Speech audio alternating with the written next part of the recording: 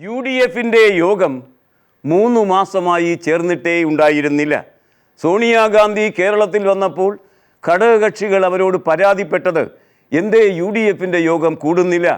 UDFിൻ്റെ യോഗം കൂടാതിരിക്കുന്നതിന് കാരണം കോൺഗ്രസിലെ പടലപ്പിണക്കമാണ്, ഗ്രൂപ്പ് വഴക്കാണ്.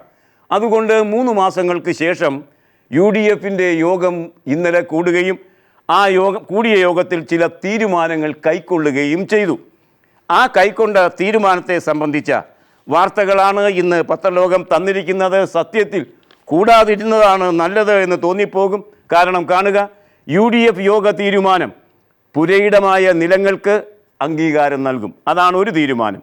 പുരയിടമായി മാറി ദീർഘകാലം എത്തുകയും എന്നാൽ രേഖകളിൽ നിലമായി തന്നെ കിടക്കുകയും ചെയ്യുന്ന ഭൂമിയെ പുരയിടമായി തന്നെ അംഗീകരിക്കുന്നതിനുള്ള നിയമഭേദഗതി കൊണ്ടുവരാൻ UDF ഏകോപന സമിതി സർക്കാരിന് നിർദ്ദേശം നൽകി എന്നതാണ് ഒരു കാര്യം.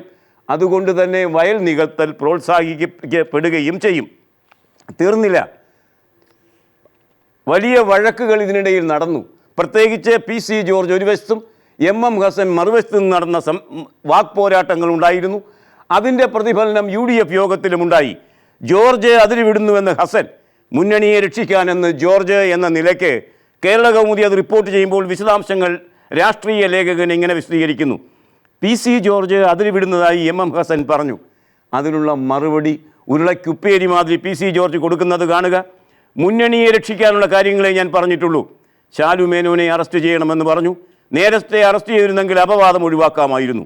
മുഖ്യമന്ത്രിയെ ചോദ്യം ചെയ്യേണ്ടി വരുമെന്ന് താൻ പറഞ്ഞിരുന്നു. നേരത്തെ ചോദ്യം ചെയ്തിരുന്നെങ്കിൽ ഇത്രയും ബഹളമുണ്ടാകുമായിരുന്നില്ല.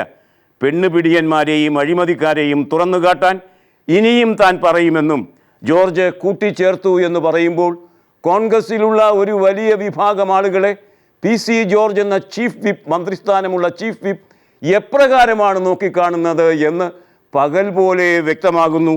എന്നാലും വലിയ ചമ്മലൊന്നും അതുമായി ബന്ധിപ്പിച്ച് ഏതായാലും കോൺഗ്രസ്സുകാർക്ക് ഇപ്പോഴും ഇല്ല എന്നതാണ് അത്ഭുതകരമായ കാര്യം.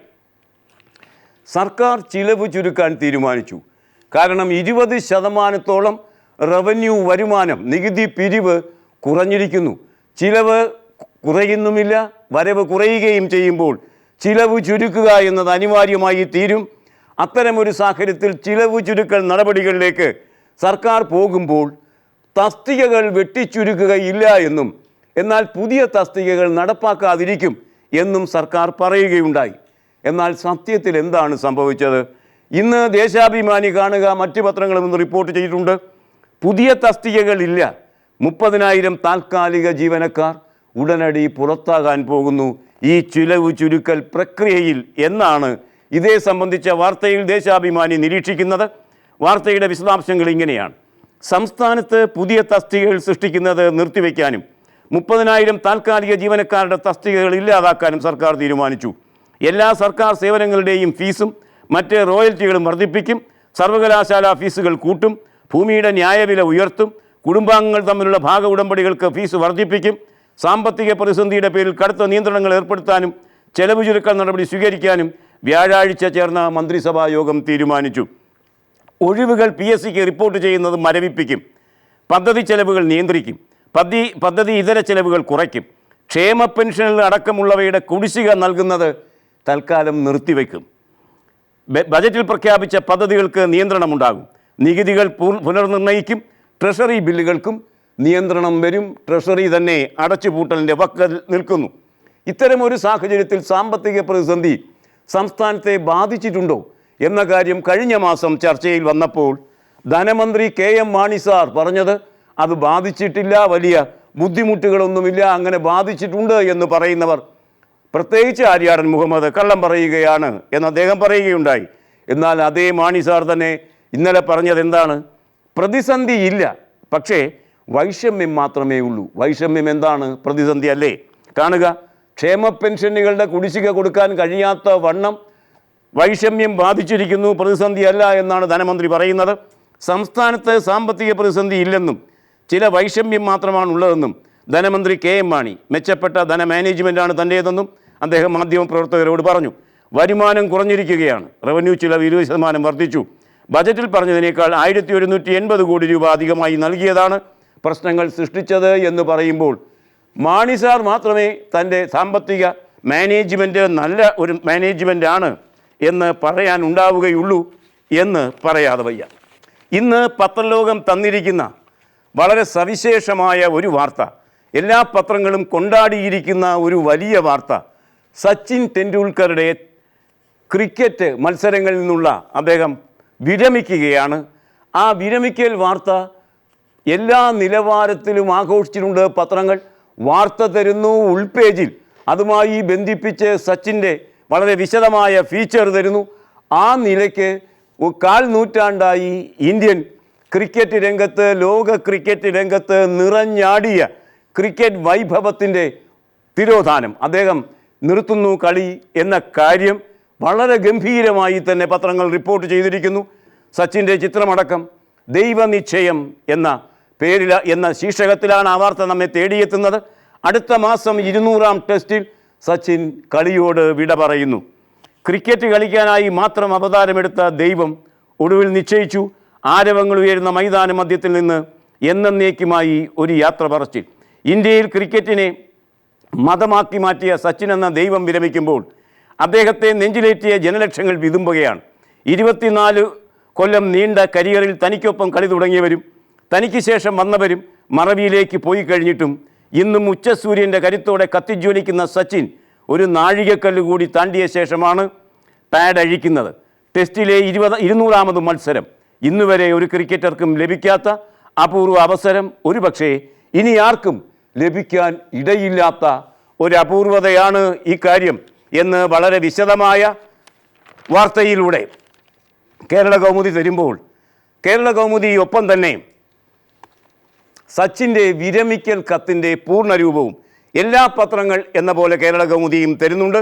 ലോകത്ത് 700 കോടി ആളുകളുടെ ജനസംഖ്യയാണുള്ളത്. 700 കോടികൾ അധിവസിക്കുന്നതാണ് നമ്മുടെ ലോകമെന്ന് നമുക്കറിയാം.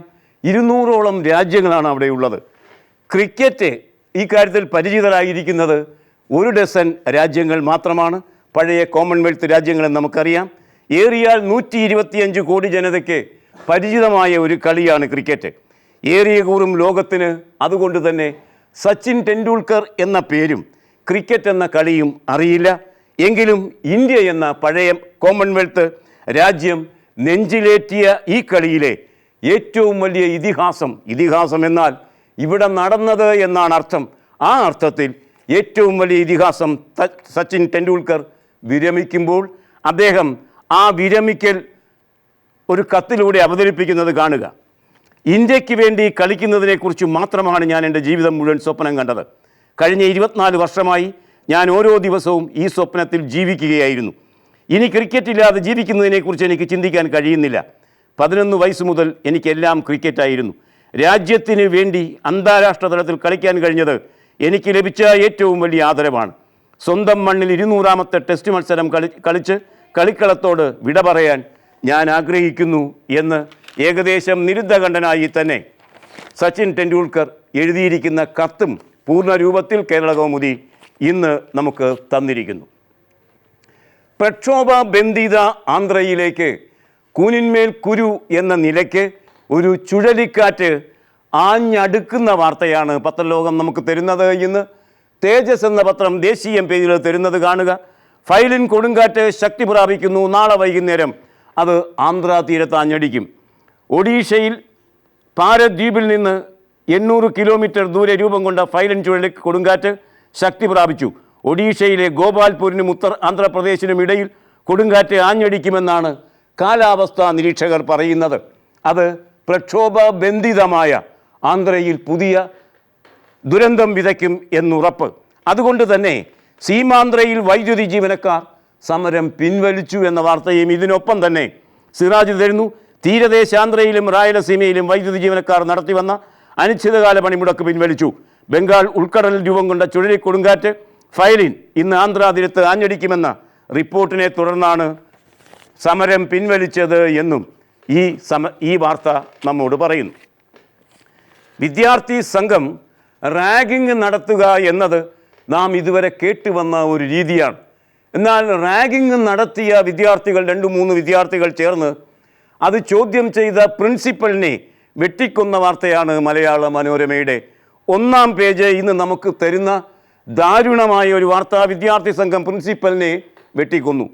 അക്രമം എഞ്ചിനീയറിംഗ് കോളേജിൽ റാഗിങ്ങിനെ തുടർന്ന് സസ്പെൻഡ് ചെയ്തതിൽ പ്രതിഷേധിച്ച് അച്ചടക്ക നടപടിയെ തുടർന്ന് തൂത്തുക്കുടിയിൽ എഞ്ചിനീയറിംഗ് കോളേജ് വിദ്യാർത്ഥികൾ പ്രിൻസിപ്പലിനെ വെട്ടിക്കൊലപ്പെടുത്തി. 3 വിദ്യാർത്ഥികളെ അറസ്റ്റ് ചെയ്തു. ഒട്ടേറെ മലയാളി വിദ്യാർത്ഥികൾ പഠിക്കുന്ന infant Jesus college of engineering and technology principal doctor RLD Suresh ആണ് മരിച്ചത്. വെട്ടിക്കൊന്ന സംഘത്തിൻ്റെ ചിത്രവും ഒന്നാം പേജിൽ തന്നെ മലയാള മനോരമ നമുക്ക് തന്നിരിക്കുന്നു. ഫയാസുമായി ബന്ധിപ്പിച്ച ഒരു വാർത്ത ഇന്ന് പത്രലോകം നമുക്ക് തരുന്നത് 1 കിലോ സ്വർണം കടത്തുന്നതിന് അതിന് അരുനിൽക്കുന്ന ഉദ്യോഗസ്ഥന്മാർക്ക് 25,000 രൂപയാണ് ഫയാസ് സമ്മാനമായി നൽകിയിരുന്നത്. ആ നിലയ്ക്ക് അദ്ദേഹം 1 കിലോ സ്വർണത്തിന് ഫയാസിൻ്റെ പടി 25,000 രൂപ എന്ന നിലയ്ക്ക് മെട്രോ വാർത്ത തരുന്നത് കാണുക. 1 കിലോ സ്വർണ്ണ ബിസ്ക്കറ്റ് കടത്തിക്കൊണ്ടുവരുന്നതിന് കസ്റ്റംസിന് ഫയാസ് നൽകിയത് 25,000 രൂപ വീതം.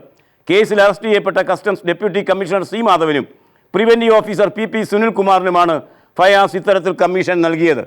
ഫയാസ് യഥാർത്ഥത്തിൽ കള്ളനല്ല, കള്ളന് കഞ്ഞി വെച്ചവനാണ്. കാരണം അദ്ദേഹം 4 കിലോ സ്വർണം കടത്തി എന്ന് പറഞ്ഞിട്ട് 1 ലക്ഷം രൂപ ഈ ഉദ്യോഗസ്ഥന്മാർക്ക് നൽകും. പക്ഷേ അതിനൊപ്പം അദ്ദേഹം കടത്തുന്നത് 20 കിലോ ആയിരിക്കും എന്നുകൂടി ഫയാസ് പോലീസിനോട് പറഞ്ഞു എന്നുകൂടി ഈ വാർത്ത നമ്മോട് പറയുന്നു.